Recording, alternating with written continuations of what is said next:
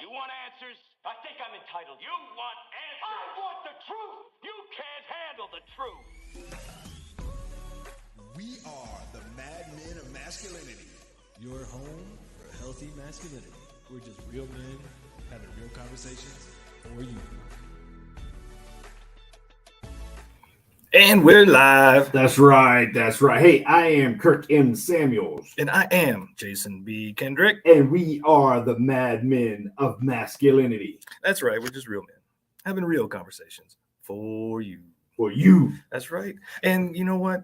Tonight, let's have a real conversation. We're having a real conversation. One. This is going to be, not only is this a real conversation, it's going to be an in-depth conversation. We got an expert in the house. For real. Like no joke. Yeah. You know how we say, we got legit, you know. I think this might be a level up kind of this one. Is a level up one. This might be one of those ones we told y'all we're bringing in like the big guns this year. We're going to look back one day and we're going to say, man, that was the one. That was the one. That was the tipping point. That was the dude right there. That was the pivot.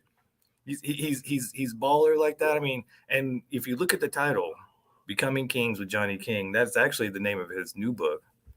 That's his website is johnnyking.com. I mean, the dude is just rocking the house. I mean, I was fortunate enough to meet him through some personal development work, which if you get his book, he's all about personal development work because gentlemen, ladies, especially you gentlemen, we need to be doing some personal development work. Mm-hmm. Mr. Johnny, welcome to the show, man. Hey, sir. Hey, I'll put you in the middle. Good. There you go. Rearrange them on the screen. There it is. Because if anybody doesn't know, as we record these bad boys and as we produce these shows, we put them out on Facebook, YouTube, all that kind of good stuff. So make sure y'all check it out, tune in. I just downloaded the book, man. I'm excited I was just gonna go ahead and play it, and then we don't even we don't even need to talk. We're just gonna listen to the book. We're all gonna have a book club meeting. Listen, we're having a book club. Meeting. How you doing, sir? I'm good. Thanks for having me. Man, I tell you what, man. Over the years, straight up, like I don't know how I first came across you on social media, but like when you walked in, I was like, dude, I finally see you. I see you on the screen all the time, man. I get to see you in person, man. Yeah, it's kind of fun when we I feel like when we see people on social media, we get to know them, but then when we actually get to see them face to face, it's almost that kind of star-studded thing where you're like, I know you. Yeah. Hey. Yeah. It's really like stuff, man. Yeah. So would you say you have a passion for men's work and just the journey of men? Yeah, I also feel like I have a past of a lot of trauma and pain. Right? You know how they say like turning your mess into your message. Yeah. I don't think I'd be here if I didn't have a kind of a crappy relationship with my father growing up, and a lot of codependency and a lot of stuff with my parents. And had I not kind of worked through that stuff, I definitely probably wouldn't have been here. So wait a minute, man. You're a man and you have like baggage. You got like stuff from your past, and you got father issues. Wait a minute, man. Hold up, for real? Man, we ain't even gonna talk about your luggage. Come on, man. I thought everybody had it figured out. I thought just the two of us were the only ones. No. Wow. Yeah, we're all a lot more similar than we tend to believe. I think a lot of guys do feel like they're in a silo, like they're the only ones that have these feelings or these thoughts. And when they start speaking, they're like, oh, you're just like me, or I'm just like you. Oh yeah, I mean, I just ran through your book last week, knowing you were coming on, and then started re-listening again, and a lot of that, I'm like, that's me. Oh, okay, yeah. I mean, the neglect thing, the having a father who was physically there but not emotionally or really engaged, he was busy doing his thing, which I mean, I love that you say it, because we say it too, is like he was using the tools he had, and so he didn't have those tools, and so that act of forgiveness of going, hey, dad did the best he could even though it wasn't all that great. Well, I also feel like it is our, I think I talked about it in the book and I've talked about it before, it's our responsibility, given that we have the bandwidth now compared to last, how many generations who they didn't have the time because they were working the fields or they were providing, they were doing whatever they're doing. We have the ability to sit around for hours and, sit on our phones. Like, now that we have the bandwidth, we have the privilege to have time and technology. It's our responsibility to lean into doing the work. Otherwise, you're just going to kick the can to the next generation. And I think that's selfish and unfair. Yeah, I think that's a great kind of call to action. I mean, most of us who are doing the work at some level are like, I need to heal the 7 generations of trauma. I need to stop this runaway train of trauma that was my past and has been my family. And so I think that's a great call to arms for most guys. Like, hey, you could be the stopgap. You could be the one that goes, nope, no more. Yeah. Well, and I also feel like I grew up watching, gosh, He-Man and then Joe and Transformers and Superman and Conan the Barbarian, all the different masculine movies and cartoons. And there was a pull on my heart. I remember, especially in college, I was like, where's my fight? Like, where's my battle? And, we're not part of the greatest generation, not going to World War II, and certainly I could have signed up after 9/11 since I was in college when that happened. But I really do feel like at the end of the day, like the biggest war that a lot of us men are waging is the one inside our hearts and inside our minds, right? Far greater than any war overseas, so. Now, in your work, in your journey, your passion work over the years, over the millennia that you have been doing everything that you've been doing, have you spent any time in the presence of men, or elaborate a little bit on your? Do you know any guys? Is what we're asking. What's your experience been like in your work with men? Yeah, well, even a step before that, after. And I talk about it a lot in my book too, after I kind of feel like my life started to implode around 30 years old, I actually started working with women and just learning, because my mom had passed away, and kind of leaning into that thing and just learning psychology and really diving headlong into why we do what we do. Tony Robbins, personal development, that's how obviously Jason and I connected. And then understanding, again, there's certainly a difference between men and women, certainly differences between masculine and masculinity and femininity. But it was around 2018, I was really kind of searching for, I just felt like I was burned out. I felt like I wasn't progressing. I was scared in many different ways, didn't know where to take my career, my mission, if you will. And that's when I transferred into kind of like, okay, you know what, this calling, I had actually 3 different women who didn't know each other, but women that I highly respect, who have coaching businesses and various other things. One of them, the last one, who suggested was Christine Hasler, who wrote the foreword to my book. And they all essentially said, like, I think you really got to work with men. I think you need to lean into working with men. You need to figure out what it means for you to be a man and then teach it to other men. And I was like, scary. Working with women was kind of a safe place, let's be honest, because I was a mama's boy and didn't really have much of a relationship with my father at the time. So that was when I transitioned into 2019 into working with men. I started the Meeting of Men here in Denver, Colorado. And I really didn't, it was one of those things where I just was very humble in terms of, I don't know where this is going to go. I just know I need to add value and open up the conversation with men. So started just, that Meeting of Men grew over 2019 from a handful of guys. I think our first meeting, maybe we had 20 guys, to we were busting at the seams, close to 100 men showing up. And then of course, COVID hit, right? So over that period though of 2019, I would offer at the very end of the Meeting of Men every single month, our kind of in-person group meeting. Hey, if any guys want to get together, just one-on-one, grab coffee, here's my cell phone number, hit me up. And guys would just, so I like between meetings of men, I would have, 25 coffees over the course of 3 or 4 weeks. Some days, literally, I remember one day I had 5 coffees in a row. I wasn't drinking that much coffee, but every 45 minutes. And so it just was really interesting to answer your question, Kirk, was like to really dive in, like, and I just didn't want to just assume that I knew what men needed because I was a man, right? I was really asking, what do you guys want? What's going on in your head? Why did you show up to the Meeting of Men? What are you looking for? So it just was a lot of that interactions. Then, of course, I've done a lot more men's work and retreats, Mankind Project and Man Uncivilized, and just a bunch of other stuff of really leading into men-only type retreats and seminars. So what was it? I mean, I know we kind of have these same conversations every week, actually, but what was it that you gleaned from all those coffees, from all those men? Like what were kind of the common themes that every guy you're talking to is struggling with? Well, that was the interesting thing. I was hoping, I guess selfishly, I was hoping they'd give me the answer. And every single guy more or less said the same thing. I'm like, what are you looking for? What's the problem? Like, I know what I'm doing isn't working. I have no idea what to do to change it.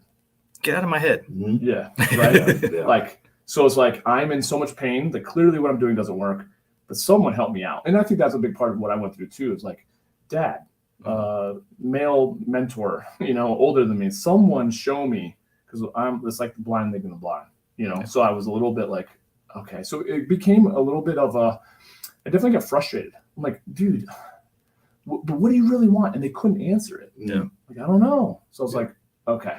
That's when I was like, and then especially when COVID hit and I had, a breadth of time, I was like, all right, so if I'm walking in to a meeting of men like these guys are, and this is me maybe 10 years ago, at the climax of my, my divorce and life being turned upside down, what would I needed to hear from me now about which direction to go, right? Because so many guys were walking out of the meeting of men and be like, this is awesome. This is unlike anything I've experienced. In terms of just hearing men, that's like for them was like the first time they just heard other men resonating with like, oh, we're all actually part of this right tribe or brotherhood of men who are lost, but where do I go next? And so I was answering that question in my mind with writing the book. It was like, okay, what would I wanted to hear? If I had a mentor, what direction would I wanted to be turned or pointed in? And that's when I kind of just started leading into, okay, this is what I think this is my best guess at this point in my life, Yeah. And it's interesting because Kurt put together this great anthology book, The 7 Secrets of Modern Dating. But the first step was go within. And that's basically what you say almost immediately. The book's like, you need to address what your childhood was like, what your traumas were like, and you need to heal those things, because if you don't, you're just going to keep repeating it. And of course, most of us guys, when we get honest, and it can be a heavy burden to actually acknowledge that, hey, it's not working and I don't know how to make it work, but here's the reason it's not working. I didn't have a healthy father figure. I, was raised by a single mom, or maybe I didn't have parents around at all, divorce, et cetera, et cetera. Acknowledging those things and healing them is your first step to going, okay. And I think for me, in a way, when I got to that point, it was catharsis. I mean, it was painful. It was like having to acknowledge, okay, yeah, I'm broken. Things aren't as perfect as I think they are. But then at least I have a reason, like, okay, here's the reason why I have failed so miserably in things I thought I wanted to have. Man, I tell you what, let's take an early break. What do you want to take an early break for? We about to blow something up, man. We about to get busy up in this bad boy. I can tell. I can feel it. I can feel it's either that lunch I ate, that gas station sushi, or we about to get into it, man. Let's take an early break, man, and we'll come back and dive deep a little bit. All right. Mad Men of Masculinity, KLDC, 1220 AM in the Mile High City. We'll be right back.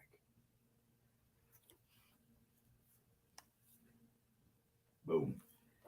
Man, I'm telling you. He's about to go off. He's about to go off. Look, you can see him over there. It's percolating. It's about to go down up in this joint, man. In a good way. It's fun. Yeah, it's fun. In a good way, man. Good question. I'm telling you, man. Yeah. I mean, ooh wee. Yeah, this gonna be good. It's gonna be good. Do you guys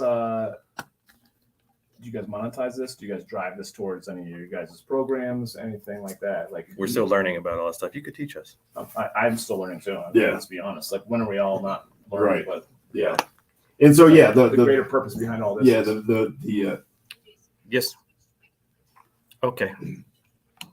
The short answer in the big picture, yes, that's the ultimate goal right now. Where it's mainly content for the broadcasting company.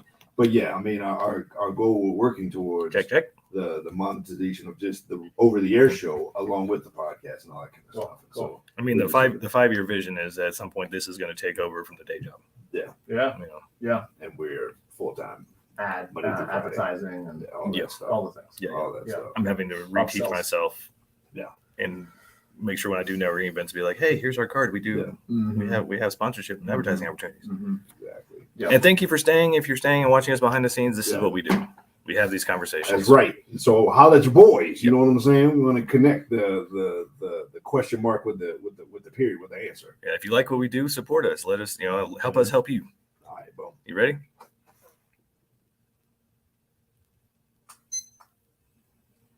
And we're back. That's right. Mad Men of Masculinity on KLDC and on the interwebs everywhere. Everywhere.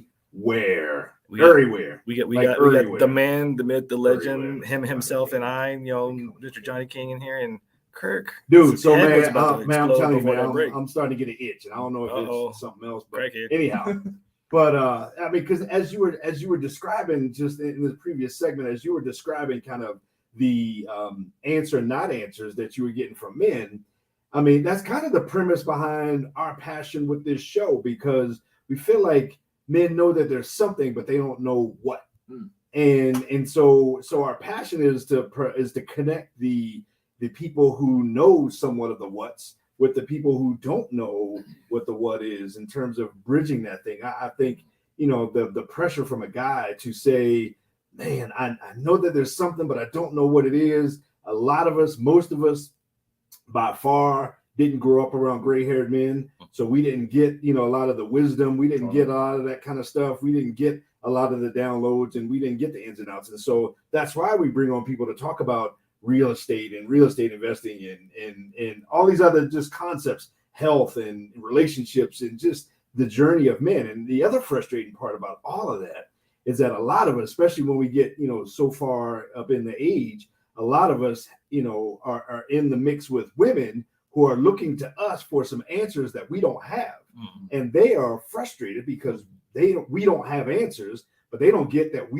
we're frustrated too that we don't have answers. And a lot of times, we know that there's something out there. We don't even know what the questions are that we should be asking. And so, this is such a common journey for so many men these days. And again, quite often, a lot of us think that we're the only ones.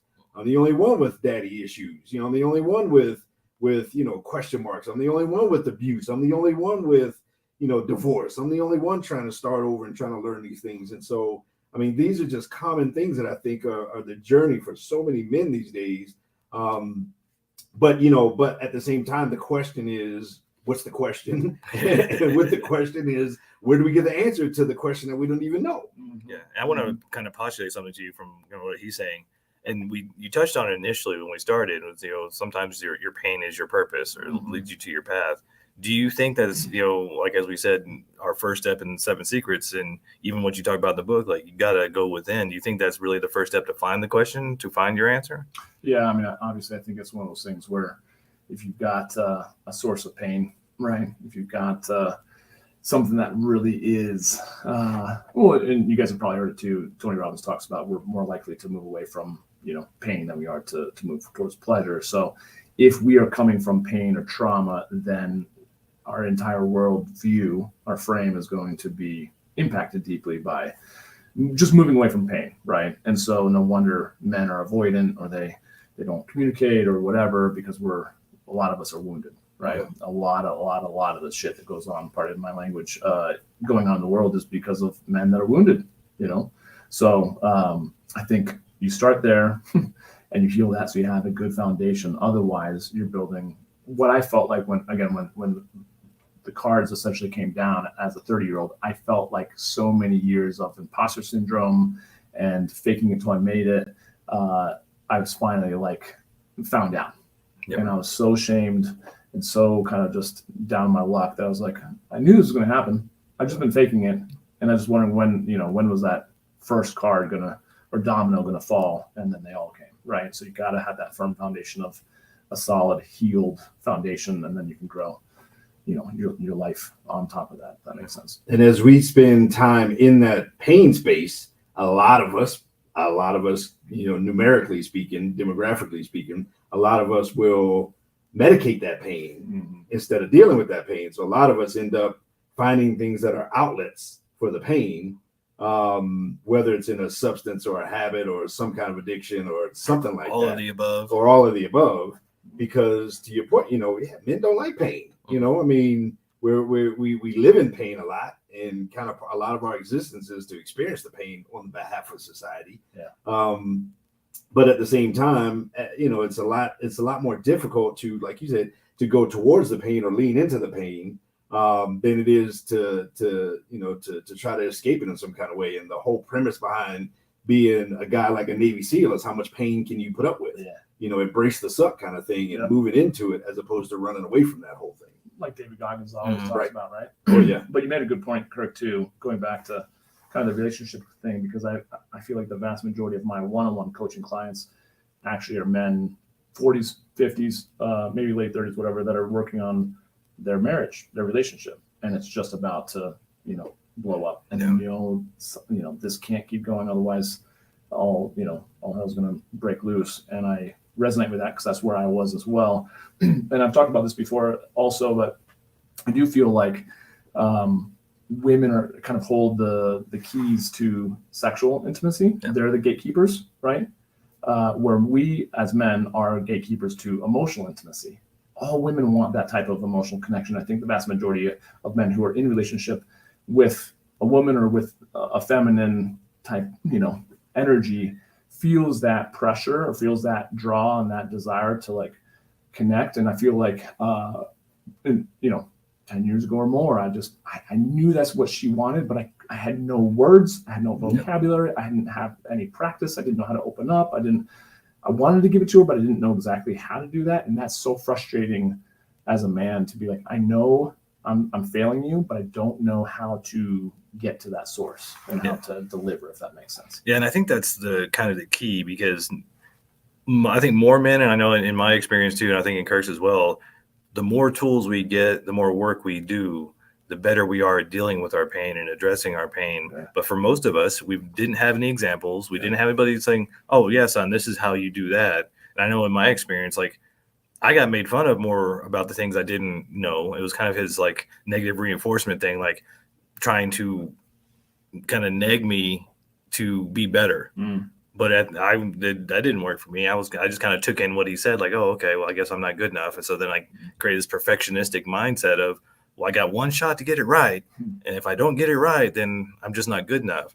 And I've had to fight that for many years. And through personal development, through all the different things, you go, okay, I know I have pain. And now I have to research where it comes from. And then I have to find the tools to deal with it. And all along, this goes back to what we were saying before, like who we are as individuals, as men, in regard to this conversation. The blueprint is kind of derived by, we're either in direct alignment with or in direct opposition to the examples that we kind of grew up with, right? And so, if mom had a horrible relationship with dad and was vocal about that, then you want nothing to be like dad, right? But you're still looking to please mom. And it's just as interesting how I think that's the point of really leaning into doing quote unquote the work, is because you have to find yourself. You have to find that. For me, that's kind of the whole point of the Becoming Kings brand for me. And I think we all can resonate. It's like, we just want to be the best versions of ourselves, but to ultimately then live a life of abundance. And I see a king as a man who has few F's to give. And he's unapologetic, and he lives abundantly, and he just does his thing, right? And so that takes a lot of work and a lot of confidence to get there, but I think it's worth it. Yeah, I'm looking forward to as we get into the next couple segments here of coming up with some direction and maybe some level of solution or whatever for guys, because I think these days it's a lot of us end up being wide but not deep. We end up being a mile wide and inch deep, as opposed to an inch wide and a mile deep. And when you're a mile wide and inch deep, all it takes is for life or a person, or maybe even a woman to come in and, like in a rainstorm, come in and splash down into it, and then all of a sudden everything you had is gone, and you have no depth. You have no depth to offer. You got no space. You got no structure. You got none of that kind of stuff. And so transitioning from just being wide to being deep, man, that's a lot of work, man. That's hard work, man. And especially when you don't even not only not have the answers, but again, when you don't even know the questions that you should be asking. You want to level up. You know what problems are. You may even know why you have some of these problems, but you don't know necessarily, okay, how do I deal with that? How do I fix it? What do I do to move to that next level? So I think that's the journey that so many of us are on these days. But we have the passion. We have the passion. We have the desire. Culturally speaking, there's just not a lot offered to those of us, in the remedial program, coming back. The stuff we should have got, way long time ago, decades ago. There's really not a whole lot of outlets for us to come back and get all that kind of stuff. But those are important things that we got to have. Yeah, and it's one of those things too, where it seems like for a lot of guys now, because we didn't have that upbringing, we didn't have the rite of passage like you talked about. I mean, Kirk even made a rite of passage for his son because he's like, we need to have this. I mean, we don't have those things anymore, and so we don't have a way. We don't even think we can find the answers. Like it just creates these limiting beliefs that the media, social media, and just kind of the world today just exacerbates, especially for guys, because we don't have the right examples. We got our moms raising us to be nice kid boys and basically creating nice guy syndrome because they aren't men and don't know how to, raise a masculine man or how to deal with masculinity because they're not that. And it generates this downward spiral or this vicious cycle of, okay, well, I don't know what to do. And I don't think I can do anything with it if I can find it. That's very true. That's very, very true. And I think, you're referring to nice guy syndrome. And I've had the privilege of interviewing Dr. Robert Glover. And I need his number. Yeah, author of No More Mr. Nice Guy. And it's just interesting to hear how he kind of, in the beginning of his book, and I've read it so many times, to depict how did we move into the nice guy and how that all happened during the Industrial Revolution. And to also think, as you're saying that, which I'd not thought of before, there was a generation at some point who said something's not working. We need to come up with a rite of passage. It's not like that just was always there, right? There was some. So we've lost it, and now it's back up to us to recreate it. Kirk's doing. I think there's so many men, his men works I can see online who are, coming up with new rites of passages for us as men as well as our children, our boys, and I think little girls need that with their moms. It's like it's very needed, and I think we see the what's the word? Kind of the impact of not having it. Thank you, of not having it. Thank you. Exactly. But all the way back to the very beginning of something you said, which was in terms of our generation, there hasn't, not the greatest generation. Like all of us didn't ship out and go to war. And so we kind of have these wars, or maybe we have these wars with all these sub battles in between that we're fighting, but that battle is inside of us, right? Inside of us individually. And maybe we don't have the collective army to fight those things or to help each other in the foxholes of life.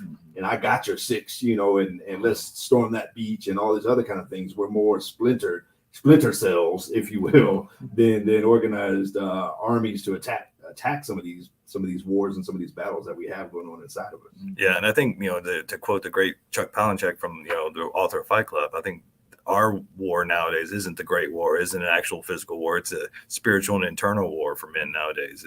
You got to find your connection to source. You got to find what's going on inside and heal that. And that's our battle nowadays. Yeah, man, we're going to pivot to some solution, man. We love like setting up the whole thing in the beginning. We love doing the alley and then coming back in the oop in the second half of the show. And so we're going to take a break, and then we're going to come back and we're going to get into some of the meat and potatoes of becoming a king. We want to become a king, man. We don't want to be no sucker. We don't want to be no joker. We want to become a king. Although Joker is, MVP. Right. That's a whole other kind of joker. We'll be right back. Mad Men of Masculinity, KLDC 1220 AM.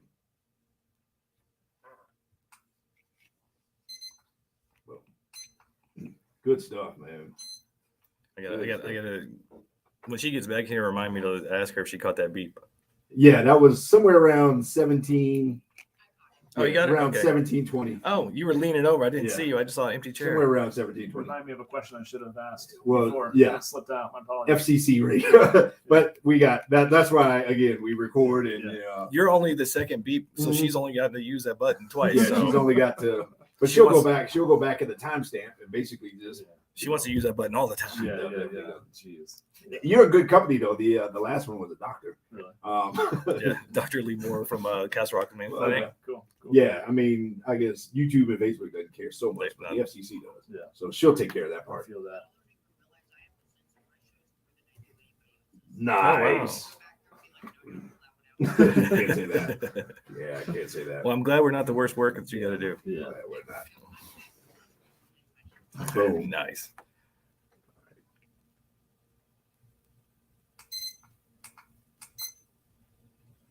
And we're back. That's right. This is the Mad Men of Masculinity. We are on KLDC, 1220 AM in the Mile High City, and on the interwebs everywhere. And today we have Johnny King in the building. That's right. The author of Becoming Kings and all around cool guy. I mean, if you look at his resume and the stuff he does, it makes you tired and you don't even want to get out of bed in the morning. Like legit for real. I mean, search this guy out on social media. Becoming King, man. I just downloaded the book on Audible. I'm about to listen to this bad boy. I like to do that while I break a sweat and learn and grow and all that kind of stuff, man. I'm looking for some depth. I'm looking to learn, man. I love learning from other guys, man. And so, man, this is exciting stuff because we don't want to be chumps. We don't want to be paupers. We don't want to be squires. We don't want to be jokers. We want to be kings around this bad boy, man. And so, so commonly what we've uncovered in this conversation is that men have a lot of the same questions, and if you want to form them, the same battles. First of all, let me throw this out there. Do you have a father bridge that you needed to cross? A father bridge? Yeah, meaning like some kind of a father story, meaning like your father to you. Yeah. We tell you to read a book, man. I'm trying to set that up. No, I'm trying to set that up to some degree. I mean, what'd that look like? Well, I think I mentioned it a little bit before, just hating my dad. And I know that's a strong word in terms of hate, but yeah, I mean, in retrospect, of course, I have so much more empathy for what he was going through, especially now that I'm his age, that when he was raising me and that sort of thing. But he was a workaholic, and he was running from his responsibilities in many regards. And he's been on my podcast too, and openly kind of told me like you were big into running. He's like, yeah, I was literally running from my responsibilities because I would come home. It was all you 5 children. I was overwhelmed. I had my own trauma from my childhood, so I'd go run 8 miles just to spend another hour or 2 away from home. And I hate to say it, but and so after we started to heal our relationship, I think that was some cool conversations to have. But it didn't switch until I had an hour and a half to just unload with the guy. For the first time in my life, he actually gave me his full undivided attention, legit. Like, he was always on his Crackberry at the time, or picking up the phone or doing something regarding to work. And I more or less the night before, I'd called my older sister saying like, I'm divorcing Dad. Like I want nothing more. I was still reeling from my mom passing away. I knew I was struggling in my marriage. there was a lot of stuff that was, let's be honest, just a lot of repressed anger that was coming out. And so, 29 years worth of anger and resentment towards my dad just came out. And then after all of that, he says, well, I have something to tell you. And then he starts crying and he's opening his mouth. He can't tell me what he has to say. And finally, and I'm all of a sudden starting to soften already because I was like, oh gosh, like, did I just, rip into this guy for an hour and a half, and now he's going to tell me he too has cancer, like my mom? Like, is he dying? Because he's like, he literally can't talk. And I finally was like, Dad, whatever you got to say, like, it's okay. I still love you.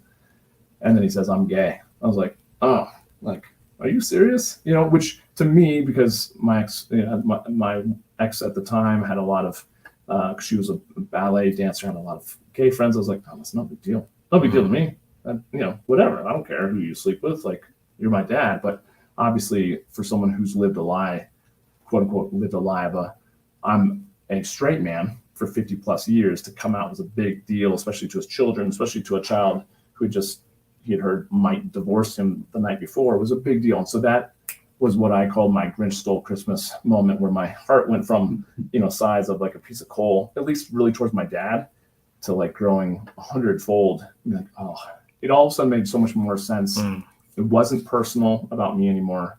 I realized he was just struggling and fighting his own demons within. And that was the genesis of us really starting to heal our relationship. And now we're I consider him one of my best friends, and we respect each other and love each other and talk almost daily. So that's awesome. The reason I asked that, it was a complete setup, because we just not too long ago, at least in the timeline of as we're recording this today, we just had Father's Day, and we just did a Father's Day show. And one of the things we talked about in there was maybe you need to forgive your father.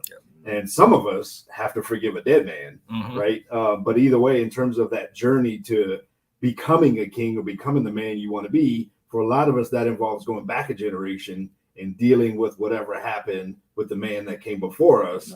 That is the guy that's our father. And so I totally threw that out there. Just I didn't know that story.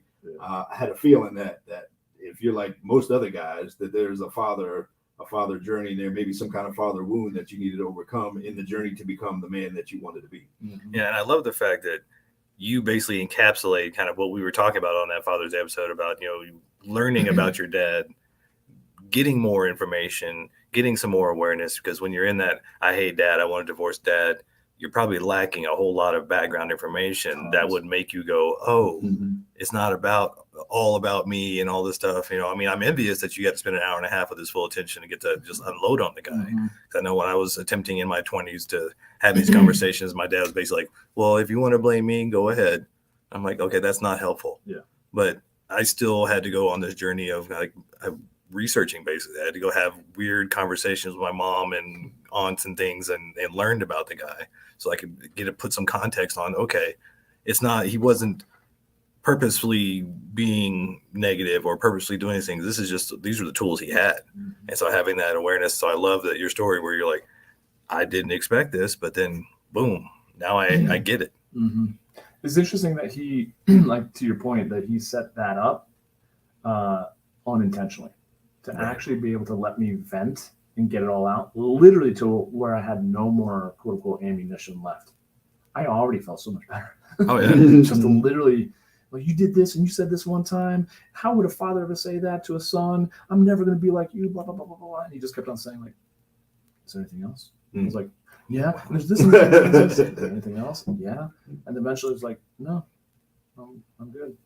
But then yeah, I mean, we've been working on it, man. We've talked a lot over the years, and that was the beginning of it, but that's not like, oh, that's all it, if anyone's listening, that's not all it takes. That's just the beginning, that's the tip of the iceberg, and there's so much there. But yeah, man, that's a huge part of forgiving our fathers.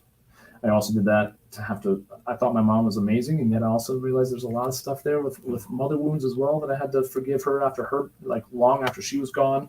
I had to do that. And all of that is, I think, so important for us to find ourselves as authentic, grounded, healed men. Yeah, it's not the mother one. I mean, I know it was all dad for all these years, and then I had to work on that, start doing sort of forgiveness, and then the mom stuff kept coming up, and that was a hard one pill to swallow because mom was always there. She was always like, I was like most of us. I spent probably half my childhood with mom, and so being a basically only child, nice guy, et cetera, you're like, no, but you gotta admit, there's two parents, there's two people in the kitchen, like they're both guilty of some things, they're both played a role, and so it is a hard journey. But I think taking that journey and even going back to healing that pain and getting into who you are, really, I mean, after the first chapter, I think you get into the personal power, and I think that's where it begins. And you keep talking about foundation.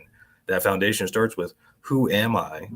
And who you are is a mix of your parents and your social economic upbringing and your experiences and everything else. And you have to dig into that to go, okay, well, this is why I am the way I am. And now I can choose to heal and change, or, whatever your decision comes from that journey. I almost wonder if you can't really, or maybe it's very difficult to move into who you want to be until you realize who you are. Ooh, dropping bombs. And even how you became who you are, as a foundation for who you want to be. Because, how can you go somewhere if you don't know where you are, right? And so I think, who am I, or who I am, is just the foundational launching pad to becoming everything I want to be, i.e. becoming a king. You like the way I did that? You like the way I did that? I'm working on it, man. He's getting better. We got him classes. He's getting better. Some of the work that I did out in LA, personal development, similar to what we did, Jason, was one of the things, and I was talking about this the other day with my girlfriend, was like, they had us write down a list of anyone that we had any type of like, energy, right, triggerings, any type of I got beef. Yeah, beef, right. And then we had a break for like an hour and a half, and we literally had to just call them, and then just apologize, be honest about what they've been feeling, the story that we've created about them that may not be true. And man, I was just like, I was healing relationship after relationship, and they're like, oh, I had no idea. Oh, in that situation, I did this. I was like, to your point, Jason and Kirk, it's like, we make up these stories about mom and dad, or make up about siblings or friends or anyone that we've kind of fallen out of, alignment with, we have grievances towards. It's interesting. It's fascinating how quickly those can be healed with just a single phone call. Right. It's scary, obviously. Well, and how hard is it to make those phone calls? I mean, like, that takes courage. Yeah. Well, it may not be difficult, but I think it can be hard. Right. I I mean, I think it's easy to pick up a phone and dial some numbers, or even just tell the phone to call whoever you wanted. But that doesn't. But I think it can still be hard to do, because man, you really gotta overcome some stuff. You really gotta. I mean, it's like, golf is easy, but it's hard. Right. I mean, just swing and hit the ball. Yeah. I mean, whatever way you want to go. Just put it in the hole, man. Just put it in the hole, right? And so, it's one of those things that, man, that can be a difficult thing to cross all those bridges. But I think all of that is important in terms of getting to where it is that you want to be, in terms of who it is that you want to become as a man. Mm-hmm. Well, and Stephen Pressfield talks about in one of my favorite books, The War of Art, about how big resistance plays a role in our lives, and talk about massive resistance. And there were people who, in an hour and a half, they had 20 people on the list, and they got through one call, or they didn't get through any calls, and they just sat there and they're sweating, and it's amazing how much resistance gets in the way of us actually doing the work. And that is also part coming back around to the book, the podcast, the stuff that I'm doing. Like, at the end of the day, you can read a lot of things, you can listen to a lot of things, you can take stuff in and feel good about that but until you actually feel like taking pen to paper or having those conversations, going to a retreat, leaning into those things, I think that's really where life begins to shift in a positive way. Otherwise, you're confusing like movement with progress. Yeah, I think it was Kevin Trudeau who said, "Your wish is your command. To know and not to do is not to know." And I was one of those. I just absorbed information and did nothing with it for so many years. And now it's like, oh, great, I have this wealth of information I can share with people, but my life is still, not where I want it to be, because I'm not utilizing that information or putting it to work. And so, yeah, it's a hard pill to swallow. And you're like, all right, I actually have to do this. Like, just knowing about it is not enough.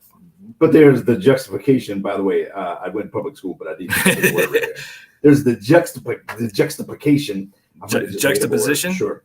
I went to public school of, like you said, man, I think that's brilliant in terms of movement versus progress, right? I mean, you can be moving your legs real fast and moving your feet real fast, but if you're on a treadmill, you're not going anywhere. And so maybe a lot of us find ourselves on the treadmill of life, doing a lot of stuff and busy. Everybody's busy. That's a new 4-letter word. Everybody's, how you doing? I'm busy. Ooh, busy. But are you really doing anything? Are you really moving in the direction that you want to go in? And so it takes some actually, concentrated, some focused action to move in the direction that you want to go in, to experience the progress that you want to experience. And speaking of experience, it's time to experience a break. Let's experience a break. Let's take a deep breath. Woosah. Woosah. We'll be right back. Mad Men of Masculinity, KLDC.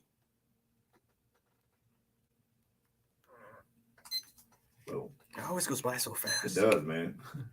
It does. It's like, dude. Real from That's your little egg timer. Yeah. They have a little magnet up here, so I just basically use that. I mean, obviously the timer's going up here, but by the time we do these, like in between, just killing time, it's hard to. I mean, you can ballpark kind of keep track of 15 minutes, but I'll use that just to. Yeah, no, I try to trust him, but I'll be looking at the timer up there. I'm like, oh no, we gotta. Yeah. He's like, it's early. I'm like, oh man. Yeah. Well, sometimes Jason's a little early, but that's what she said. What I gotta put up with this man. That's what she said.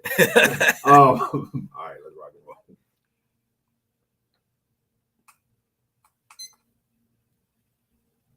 And we're back. That's right. Mad Men of Masculinity, KLDC, YouTube, Facebook, everywhere you get your podcast, and here. MadmenRadio.com. Hey, in the world. We're back like the mullet. Is the mullet back or no? It better not be. I don't know. Did you get a mullet? No, man. Black people don't do mullets, man. Ain't doing no Actually. Don't you remember Kid and Play, the movie? Yeah, that wasn't no mullet. That was a hot top fade, man. That wasn't you saw what he did in the back with the curl? No, man. That was a mullet. One of them dudes did. See, I got you. But that was the straight hot top fade. All right, we got to get to the how-to. Yeah, our guys like the how-to. We talked about, we talked about the father thing that a whole lot of men deal with. What would you say, man? I got JBK and I got JK in the house, man. I need to make sure I get my JKs right. What would you say, JK, to how a man becomes a king in the area of relationship, in the area of, let's say, maybe a woman in his life? I mean, what does that journey look like in your opinion?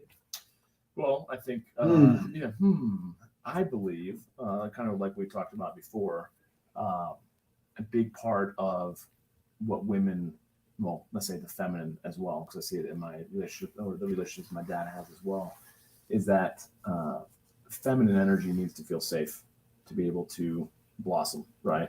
So most likely in a lot of these relationships that I've talked with guys about, the things they're saying or not saying, the things they're doing or not doing is not creating a sense of safety, confidence. It's kind of primal, but it's like, their loved ones need to feel like that they can actually express themselves, right? Because I've learned over time that when the feminine gets stressed, it goes masculine. Uh-huh. And when the masculine gets stressed, it goes feminine. So I see it a lot in relationships where he believes that he has to make her happy, right? And when he realizes he can't make the feminine happy, then he ultimately throws his hands up and be like, I can't win. So whatever you want, babe. Uh-huh. Where do you want to go dinner? Whatever makes you happy. And she's just like, oh God, like, fine, then I'll take care of it. But a lot of women are forced into the masculine at work or to get stuff done. They need a man to create the container, if you will, or the opening to allow her to be every shape and size and expression of femininity without him making it wrong, right? So we're kind of getting into the deeper side of it, but men who, again, is why it comes all back to men doing their own work, because once you know yourself and you're confident in that, you don't take things personally. And you also learn that it's not your responsibility. A woman can take care of herself. A lot of times she just needs to vent and she'll figure out her own issues, her own problems. A man doesn't need to come in and provide his gift of a solution. So I think it comes down to communication. It comes down to ultimately creating that level of confidence for the feminine to ultimately be able to express itself. And then that's when you can actually come back to polarity, true polarity, because if she's stressed and she's masculine and he's stressed and he's feminine, those aren't true, that's not how we're typically wired. There's polarity, just like on a battery, there's a plus, there's a minus. Even in gay relationships, there's always a masculine and a feminine energy. And if there's chemistry there and attraction, then that is what creates interest and creates love. But typically you lose a polarity, then you just start nitpicking, and then things start to we're not in love anymore because all we're doing is nagging on each other or beating each other up. And that's a lose-lose proposition versus actually being on the same team. Yeah. And it's interesting because I can kind of hear guys out there going right now, like, well, I'm this way because I was raised by a single mother, and so it's the woman's fault. But to your point, it falls back on us as men. We have to take the onus. We have to take the, horse by the reins and go, okay, it's up to me to heal this and to learn these skills and to create that foundation. Because most of us are rudderless because we haven't had that example, and we haven't done the work to find who we are. Because when I used to run men's groups, almost every night it was, well, I just, 30, 40-year-old men, I just don't feel like a man yet.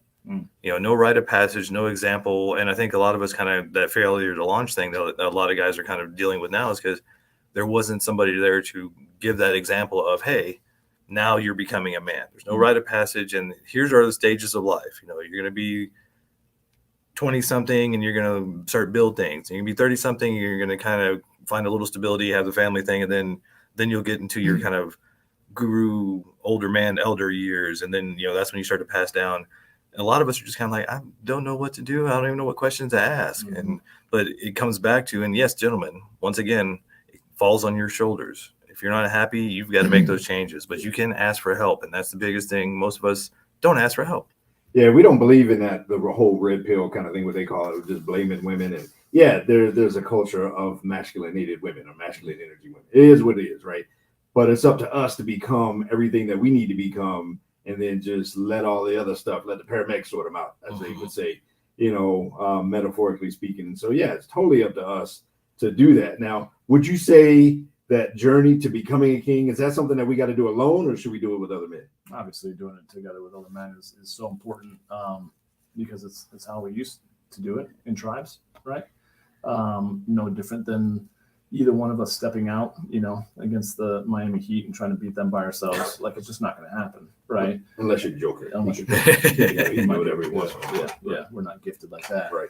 But I think to be in relationship with men is so important, and that's just had a greater and greater respect for that process than ever before over the last couple of years of just doing more and more men's retreats where there's not a single woman around.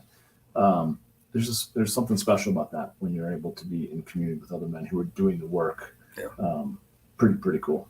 Yeah, it's one of those things we talk about quite a bit, that like the first reason you need to get around men is because most of us were raised by single mothers. So we're taught to be good little boys, and we have nice guy syndrome, which means we inherently avoid other men because we think, oh, they're going to be mean to us. They're going to make fun of us. But once you get around other guys and you realize in a lot of ways, we're even, I don't want to say the gentler sex, that'll get me canceled, but we tend to create that space of like almost safety. And when you get out of your head of like, oh, guys are going to be mean and make fun of me, and you realize, no, these guys are here to hold space with you because they need the same thing from you. And then you, it's like what you said, generate this whole new relationship with men that is so much more healing and healthy than us trying to placate all the ladies in our lives and do whatever they want because it's not working. Yeah, I'm firmly set on the fact that, you know, this stage of life, man, realizing how important it is to have other men in my life along this kind of journey. I think it takes a man to make a man, and it takes men to make an army of men. And I think, you know, just the significance of what that is like these days. I wish I would have discovered it, you know, decades ago, kind of like I wish I would have discovered golf decades ago, but just what it's like to live, you know, shoulder to shoulder through life with men, you know, and literally like in the same spaces, in the same, you know, a lot of it, we're a lot more alike than we think. And we have a lot more common stories, like even like you said in the very beginning, you're hearing the same thing over and over again. And a whole lot of us have the same story that we can look at each other and, for lack of a better term, like, wow, me too. Like, man, I thought I was the only one that dealt with that. I thought I was the only one that went through that. And then feel safety, you know, in the presence of being able to open up and be authentic in the presence of other men. Man, that's a game changer for who you are. And I think it helps us to then not only reciprocate to them, but to be more available to hold space for, you know, for the feminine in our life, or for kids in our life, or for, you know, whatever it is that we're a part of, and just to have purpose, but living life with other men, man, that's a game changer. Well, I think the feminine response to praise, right, and the masculine response to challenge, and there's something where, I don't know if it's the ego, I don't know if it's been because I was raised by primarily women. It's interesting how when I'm challenged by, the feminine, there's part of me that's just like, I don't love that. Yeah. There's something I get triggered by, but when I'm challenged by other men, masculine men, I'm like, yeah, okay, let's go. Yeah. If you believe in me, it's interesting, you know. So that's why I feel like if you're only supported by feminine energy, I don't know if that's like, it's just the same things of what you're saying, Jason. Like, women, it's only women who can teach little girls to become women. Right. We can't do that. We could teach women or little girls how to be treated by men, right, but we can't actually teach a little girl how to be a woman. Only mom can do that. Same thing with us being able to teach our sons to become men. Women did the best they could with what they had, right? But that's why I firmly believe in both masculine and feminine energies raising our children to be healthy, balanced individuals.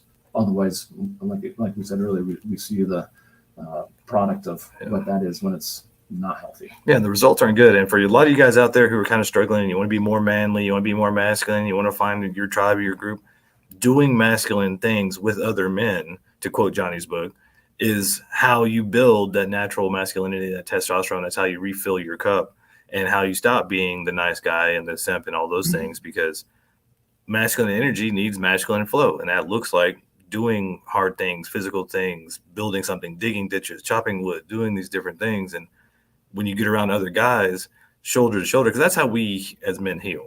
Yeah. We heal shoulder to shoulder. Mm-hmm. Ladies heal face to face over a glass of wine and expressing themselves verbally. We heal shoulder to shoulder doing something. Mm-hmm. Mm-hmm. Well, I would also say too, shameless plug, but I just feel like I'm in alignment with it.